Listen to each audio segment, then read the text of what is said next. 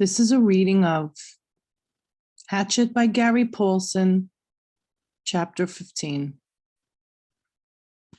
The days have folded one into another and mixed, so that after 2 or 3 weeks, he only knew time had passed in days, because he had made a mark for each day in stone near the door to his shelter. Real time he measured in events. A day was nothing, not a thing to remember. It was just sun coming up, sun going down, some light in the middle. But events were burned into his memory, and so he used them to remember time, to know, and to remember what had happened, to keep a mental journal. There had been the day of first meet. That had been the day that had started like the rest, up after the sun, clean the camp, and make sure there's enough wood for another night. But it was a long time of eating fish and looking for berries, and he craved more food, heavier food, deeper food. He craved meat. He thought in the night now of meat, the thought of his mother's cooking, a roast, or dreamt of turkey. And one night he awakened before he had to put wood on the fire, with his mouth making saliva and the taste of pork chops in his mouth. So real, and all a dream, but it left him intent on getting meat. He had been working farther and farther out for wood, sometimes now going nearly 1/4 mile away from camp for wood. And he saw many small squirrels. Squirrels were everywhere, small red ones that chattered at him and seemed to swear and jump from limb to limb. There were also many rabbits, large gray ones with a mix of reddish fur, small, fast gray ones that he only saw at dawn. The larger ones sometimes sat until he was quite close, then bounded and jerked 2 or 3 steps before freezing again. He thought if he worked at it and practiced, he might hit one of the larger rabbits with an arrow or spear.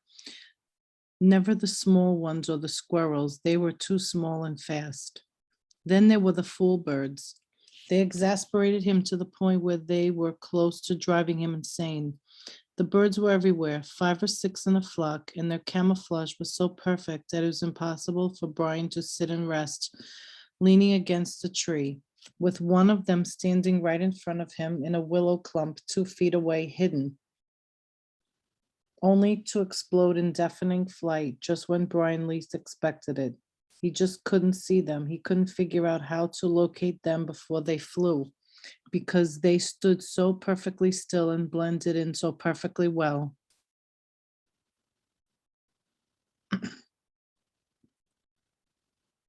And what made it worse is that they were so dumb, or seemed to be so dumb, that it was almost insulting the way they kept hidden from him. Nor could he get used to the way they exploded up when they flew. It seemed like every time he went for wood, which was every morning, he spent the whole time jumping and jerking in fright as he walked. One memorable morning, he had actually reached for a piece of wood, what he thought to be a pitchy stump at the base of a dead birch, his fingers close to touching it, only to have it blow up in his face. But on the day of first meet, he had decided the best thing to do was try for would be a fool bird, and that morning he set out with his bow and spear to get one, to stay with it until he got one and ate some meat, not to get wood, not to find berries, but to get a bird and eat some meat. At first, the hunt had not gone well. He saw plenty of birds walking up along the shore of the lake to the end and then down the other side, but he only saw them after they flew. He had to find a way to see them first, and get close enough to either shoot them with his bow or use the spear, and he couldn't find a way to see them. When he had gone halfway around the lake, he had jumped up 20 or so birds. He finally gave up and sat at the base of a tree. He had to work this out, see what he was doing wrong. There were birds there, and he had eyes. He just had to bring the two together. Looking wrong, he thought. I'm looking wrong. More than that, I'm being wrong somehow. I'm doing it the wrong way. Fine sarcasm came to his thoughts. I know that, thank you. I know I'm doing it wrong, but what is right? The morning sun cooked him until it seemed his brain was frying, sitting by the tree, but nothing came until he got up and started to walk again, and hadn't gone 2 steps when a bird got up. It had been there all the time while he was thinking about how to see them right next to him, right there. He almost screamed. But this time, when the bird flew, something caught his eye, and it was the secret key. The bird cut down toward the lake, then, seeing it couldn't land in the water, turned and flew back up the hill into the trees. When it turned curving through the trees, the sun had caught it, and Brian for an instant saw it as a shape, sharp pointed in the front, back from the head in a streamlined bullet shaped into the fat body, kind of like a pear, he had thought, with point on one end and a fat little body, a flying pear, and that had been the secret. He had been looking for feathers, for the color of the bird, for a bird sitting there. He had to look for the outline instead, had to see the shape instead of the feathers or color. He had to train his eyes to see the shape. It was like turning on a television. Suddenly he could see things he never saw before. In just a moment, it seemed, he saw 3 birds before they flew, saw them sitting and got close to one of them, moving slowly, got close enough to try to shoot with his bow. He had missed that time and had missed many more, but he saw them. He saw the little fat shapes with the pointed heads sitting in the brush all over the place. Time and again, he drew, held, and let the arrows fly. But he still had no feathers on the arrow, and they were a little more than sticks that flopped out of the bow, somehow going sideways.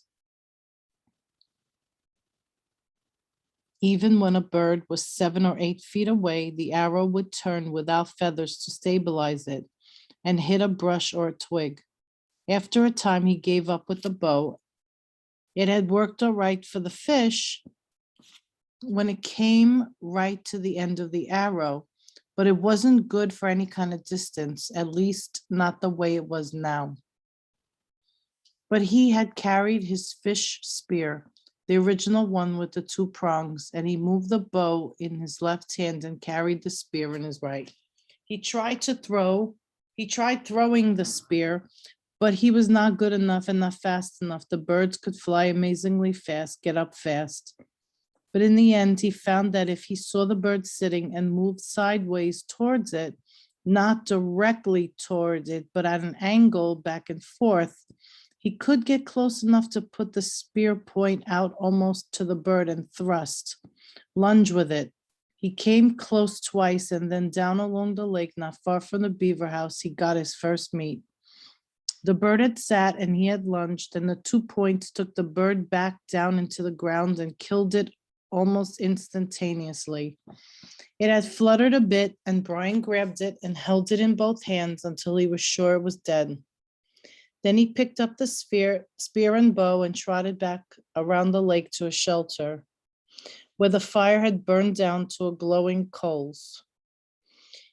He sat looking at the bird, wondering what to do. With the fish, he just had to cook them whole, left everything in, and picked the meat off.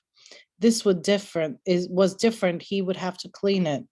It had always been so simple at home. He would go to the store and get the chicken, and it was all clean and neat, no feathers or insides, and his mother would bake it in the oven and he would eat it.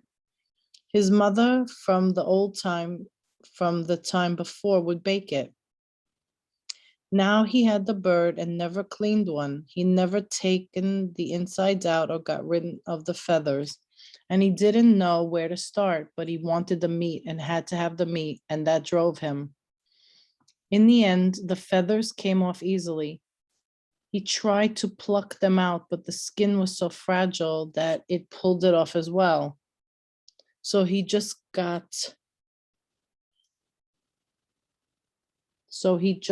the skin off the bird, like peeling an orange, he thought, sort of, except that when the skin was gone, the sides fell out the back end. He was immediately caught in a cloud of raw odor. a kind of steaming dung odor that came up from greasy coil of the insides that fell from the bird. He nearly threw up. But there was something else to the smell as well, some kind of richness that went with his hunger, and that overcame the sick smell. He quickly cut off the neck with his hatchet, cut the feet off the same way, and in his hand he held something like a small chicken with dark, fat, thick breast and small legs. He set it up on some sticks on the shelter wall and took the feathers and insides down to the water to his fish pond. The fish would eat them or eat what they could, and the feeding action would bring more fish. On second thought, he took out the wings and tail feathers, which were stiff and long and pretty, banded and speckled in brown and grays and light reds. There must be some use for them, he thought, maybe work them into the arrows somehow. The rest he threw in the water, saw the small round fish begin tearing at it, and washed his hands. Back at the shelter, the flies were on the meat, and he brushed them off. It was amazing how fast they came. But when he built up the fire and the smoke increased, the flies almost magically disappeared. He pushed a pointed stick through the bird and held it over the fire.